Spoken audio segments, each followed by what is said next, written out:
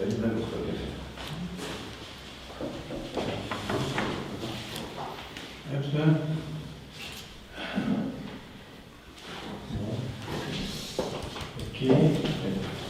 On commence par l'état des troupes.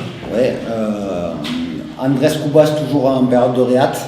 On espère vraiment qu'il puisse se réintégrer la semaine prochaine.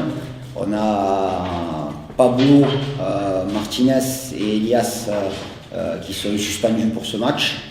Elias a pris 2 matchs, donc Anto toujours en période de réat, donc c'est que le début. Et on a Mamad Doucouré aussi qui a eu un abcès dentaire mardi, il n'a pas pu s'entraîner et il s'avère que c'était pas terrible, donc il a repris la course simplement ce matin. Donc il sera forfait pour ce week-end, que ce soit avec nous ou avec la réserve. Et on a le petit Enzo Philibert qui a un souci sur le gros orteil. Pareil, il est en train de passer des examens aujourd'hui, mais il sera forfait quoi qu'il en soit pour ce week-end. Donc en attaque, même 2 joueurs devant. Ouais, c'est ça. Donc ça ne laissera pas Moussa, il n'y aura pas 46 000 solutions devant.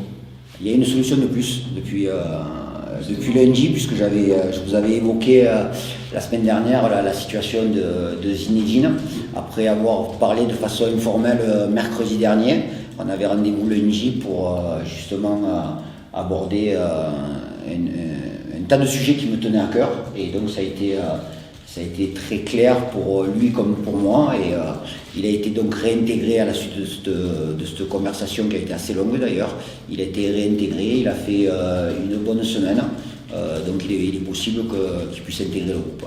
Il est motivé. Sinon, il n'aurait pas repris l'entraînement. Si ça avait été le contraire, du moins dans ses propos, et ses propos étaient en corrélation avec ce qu'il a proposé cette semaine au niveau des entraînements. Donc c'est-à-dire, en gros, il est prêt à s'investir. Ouais, disons que sur le plan athlétique, mettre en avant le travail d'Aurélien, qui a travaillé de longues semaines avec lui, donc on estime, même s'il y aura un manque de rythme et un peu de fraîcheur due à son inactivité en compétition pendant une longue semaine, sur le plan athlétique, il est pas trop mal et ses entraînements l'ont confirmé. Donc c'est l'athlète, sinon. Ouais. Après, c'était plus savoir ce qu'il avait sur le plan psychologique et ce qu'il avait dans la tête plutôt que ce qu'il avait dans le coffre. Ses qualités de footballeur et ses qualités d'athlète, on les connaît tous.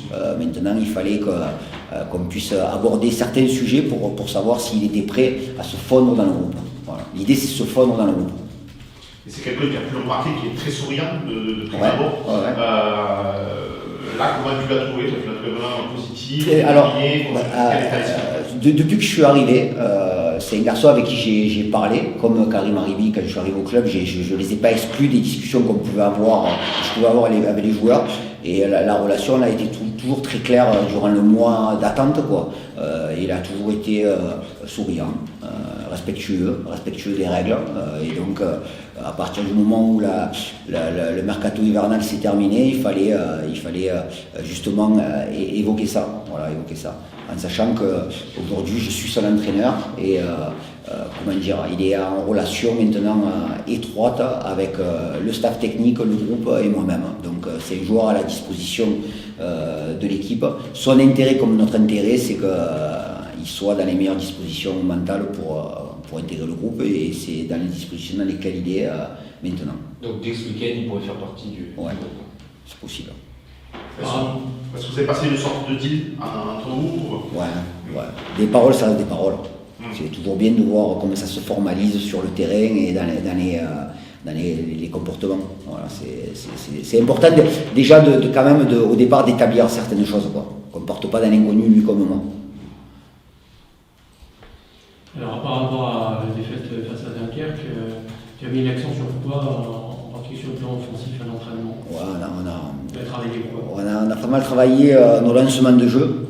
Alors quand on dit lancement de jeu, il faut qu'on soit capable de varier ces lancements de jeu, être capable de ressortir court, mais aussi être capable, quand on est sous pression et qu'il y a de la profondeur dans le dos de la ligne adverse, être capable de jouer aussi de proposer de la profondeur. On a insisté sur ça parce que sur le match de Dunkerque, du moins quand on était à 11 contre 11, on s'est créé très peu d'occasions. On a très peu déséquilibré l'équipe adverse qui était très bien organisée, qui a fait vraiment un match de qualité. Mais l'idée c'était ça, c'était justement de trouver un peu plus de lien entre nos défenseurs et nos milieux et nos attaquants.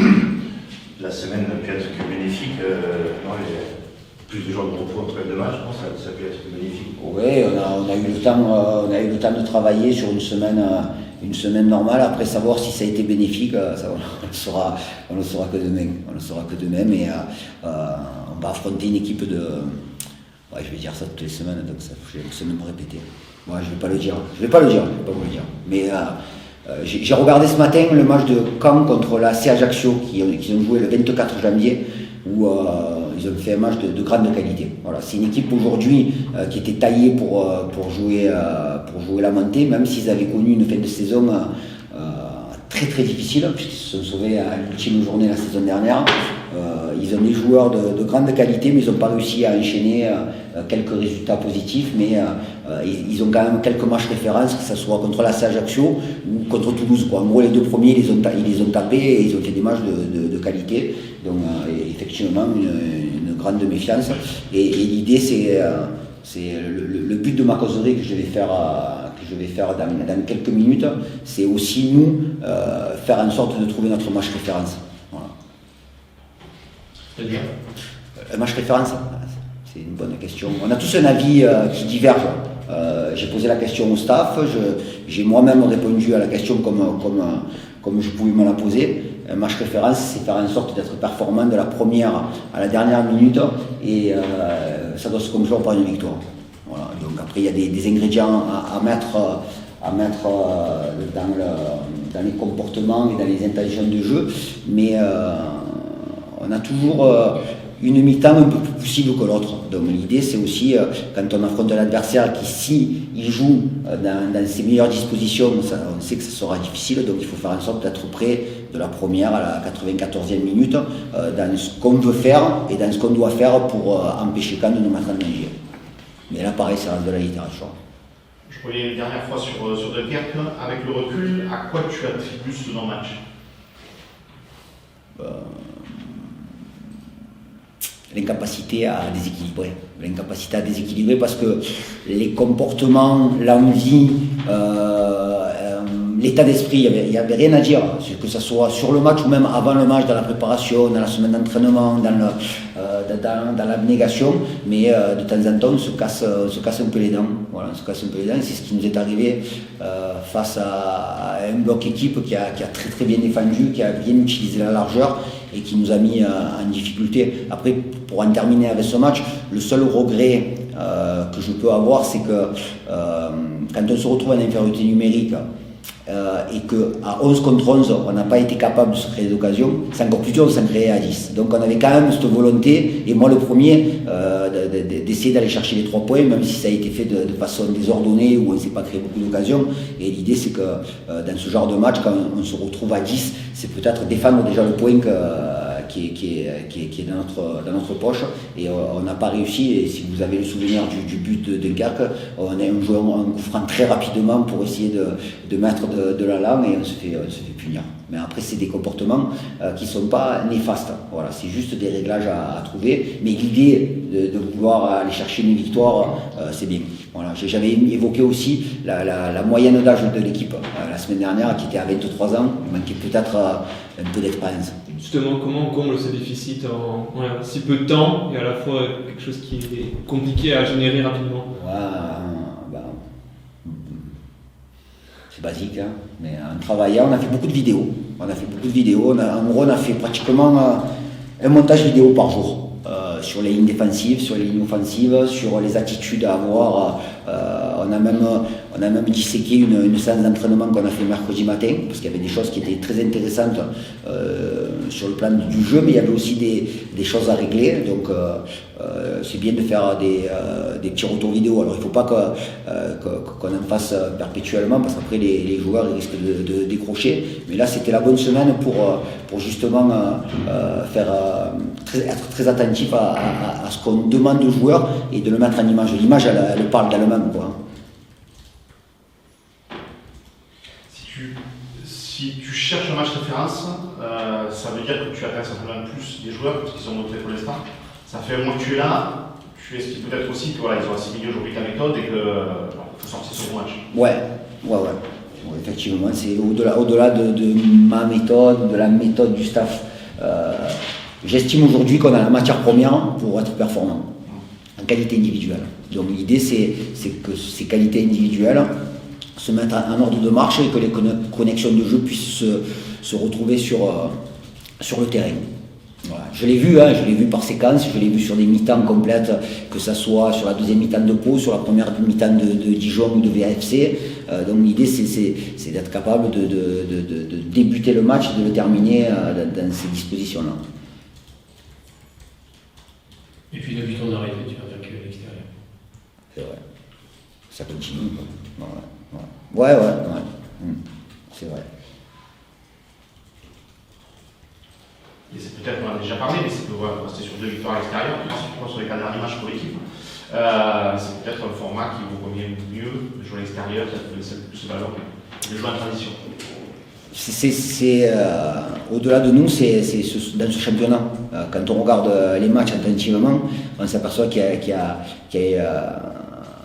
beaucoup de qualité dans les animations défensives, dans la hauteur des blocs équipes, dans la compacité des blocs, que ce soit...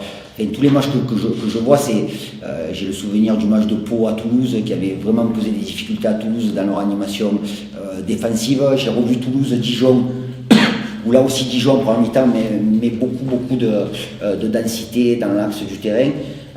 Donc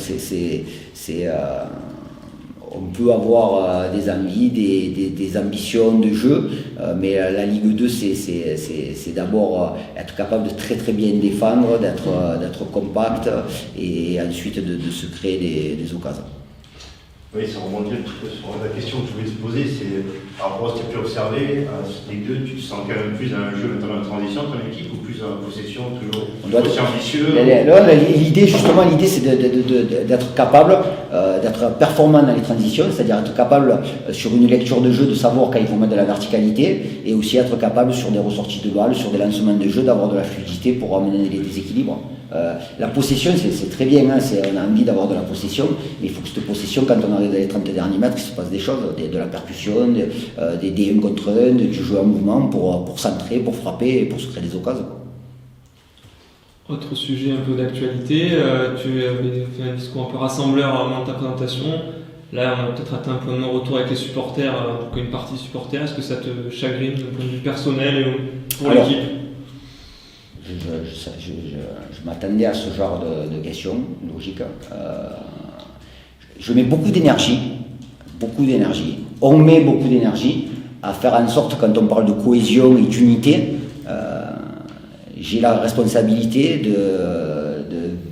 entre 26 et 30 joueurs, quand il y a des jeunes qui sont avec nous, d'un staff technique, d'un staff médical, ça fait une cinquantaine de personnes. Donc déjà une cinquantaine de personnes pour adhérer à une unité, c'est déjà pas mal. Donc je ne suis pas là pour faire adhérer à tout le département et toute la ville. Donc je trouve que c'est dommageable, mais ma priorité, c'est d'abord le comportement de l'équipe et des joueurs. Parce que tu n'as pas la main là-dessus. Complètement. Ouais. Ça sert à rien que moi je peux pas intervenir, quoi. Je peux rien dire, sauf essayer de faire un appel et de dire qu'on a besoin d'énergie positive. Voilà. Mais généralement dans la vie, quel que soit son travail ou quel que soit ce qu'on fait, on a tous besoin d'énergie positive. C'est toujours bien de recevoir des énergies positives, c'est plus facile d'en donner après. Et les joueurs, comment ils le vivent? Est-ce qu'ils en parlent entre eux? C'est des jeunes joueurs, donc ils sont, je pense que ça doit certainement toucher les anciens, comme Anto, comme Gaëtan, comme des joueurs d'expérience comme Pablo. Après les jeunes joueurs, on voit pas mal de choses dans les stades de football. Hein. Donc pour eux, l'essentiel, si on avait battu Dunkerque, pour nous, on avait pris 3 points, on était contents, on aurait chanté à la fin du match et ça n'aurait pas posé de problème. Quoi. On en a parlé parce que justement on a perdu, mais c'est pas ça qui nous a fait perdre le match. L'occasion s'est présentée pour toi de discuter avec ces groupes de supporters Non. Ça s'est pas présenté, mais c'est peut-être à faire. Mais là dans ce genre d'organisation, il y a une personne avec qui je dois parler en premier, c'est le président. Voilà. Une question, je pense qu'on ne t'a jamais posée. Est-ce que tu es fervent partisan d'avoir une équipe type? Pour toi, il n'y a pas vraiment de titulaire indiscutable, amovible. Est-ce que là, tu es à la recherche d'un match référence ou tu es à la recherche d'une équipe type? On peut déterminer une équipe type quand il y a des gros écarts. Il y a des postes où il y a beaucoup de qualité et ça se joue à pas grand chose, quoi. Je prends un exemple sur les défenseurs centraux. Aujourd'hui on a Moustapha qui est arrivé, on a le petit Enzo là aujourd'hui qui est blessé, on a Nao qui est revenu de sélection, Guess et Pablo ont été performants depuis que je suis arrivé, mais aujourd'hui j'estime, en sachant qu'Anto Briançon n'est pas encore venu, qu'on a 4 joueurs aujourd'hui qui sont à disposition pour le match de Caen, de qualité et qui pourraient jouer. Après, il y a des choix à faire. Donc, l'idée, c'est bien entendu de dégager une équipe type, mais aussi que les joueurs qui ne jouent pas ne lâchent pas, quoi, ne se désintéressent pas du projet, qui restent concernés. Et ça, quand on parle d'émulation, c'est exactement ça. Les semaines d'entraînement sont importantes. On ne peut pas simplement faire une équipe de match en match, de samedi en samedi. Il y a des choses qui se passent dans la semaine, il y a des choses qu'on voit, il y a du travail qui est effectué, il y a une charge de travail qui est assez importante. Et il y a des joueurs qui sont très performants aussi dans la semaine. Et ils attendent qu'une chose, c'est intégrer l'équipe. Donc l'émulation, c'est s'appuyer sur le groupe pour faire en sorte d'être performant. Et c'est pour ça que je parle très souvent dans les causeries du rôle déterminant des joueurs qui rentrent, qui sont amenés à rentrer. Voilà. J'ai entendu un entraîneur qui les appelait cette semaine en Coupe de France, les joueurs qui font gagner le match, je trouve que c'est bien, qui font basculer le match, moi j'aime bien aussi ça, mais c'est important. Mais par contre, pour que ces joueurs-là puissent rentrer dans une partie et qu'ils puissent faire en sorte d'amener quelque chose, il faut qu'ils soient prêts sur le plan psychologique. S'ils sont déçus et qu'ils sont abattus, quand ils rentrent, ils ne peuvent pas être performants, c'est pas possible. Et je pense que dans ton groupe, il n'y a que des joueurs justement qui pourraient être justement que titulaires, qui ont beaucoup plus de mal en fait si tu les fais sortir du banc, tu as du mal à rentrer dans le match. Je pense qu'il y en a qui sont sans se sentir forcément installés, mais des joueurs qui sont... Ouais, c'est possible. Non, c'est possible. C'est possible qu'il y a... après, ça fait un peu tôt pour parler de ça, mais c'est des choses qu'on peut remarquer de temps en temps. Voilà. C'est des choses qui peuvent arriver, mais c'est important de sortir de sa zone de confort. Il n'y a pas de zone de confort. Voilà. Il faut être... C'est les matchs qui parlent, quoi. C'est la performance des matchs, et les matchs, il y en a une fois par semaine. Donc, il faut être performant. Donc, question directe, tu es plutôt partisan des 5 changements par match? Alors, si je ne dis pas de bêtises, je n'en ai pas fait depuis que je suis arrivé. J'ai fait un maximum de 3 changements. Ouais. J'ai jamais fait les 5 changements. C'est simplement un outil supplémentaire qu'on peut utiliser, qui est super agréable de pouvoir utiliser. Mais je ne vais pas faire 5 changements pour faire 5 changements. Si j'estime que l'équipe elle tient la route et qu'il y a juste des changements à apporter à dose homopathique, voilà. On n'est pas là pour faire du social. Et sur le turnover, on peut aussi citer le poste de latéraux. Ouais. Tu as fait tourner depuis que tu es arrivé. Ouais, c'est ça. Ouais, parce que j'estime que ça soit Théo, donc dans un premier temps, qui a été suspendu, que ça soit Pat ou Gaëtan, c'est des joueurs qui m'ont donné satisfaction lorsqu'ils ont joué. Il y a l'arrivée de Scotty qui a intégré le groupe la semaine dernière, donc effectivement de l'émulation, et l'idée c'est de tous se tirer vers le haut, quoi. C'est plus pour un droitier-gaucher, un défense central, c'est plus quoi toi? Ouais, c'est bien. Ouais, c'est bien d'avoir un axe droit, un axe gauche, même si on peut jouer avec 2 droitiers, ou même si on peut jouer avec 2 gauchers. Ce qui est assez... Enfin, ce qui m'a un peu surpris, c'est qu'il y a pas mal de gauchers dans le groupe. C'est très bien. Moi qui suis gaucher, c'est agréable, quoi. C'est bien. Ouais. Toujours un coup d'avance, les gauchers. C'est bon, les gauchers. Ouais, il paraît. Je confirme moi aussi. Merci coach. Allez. Merci.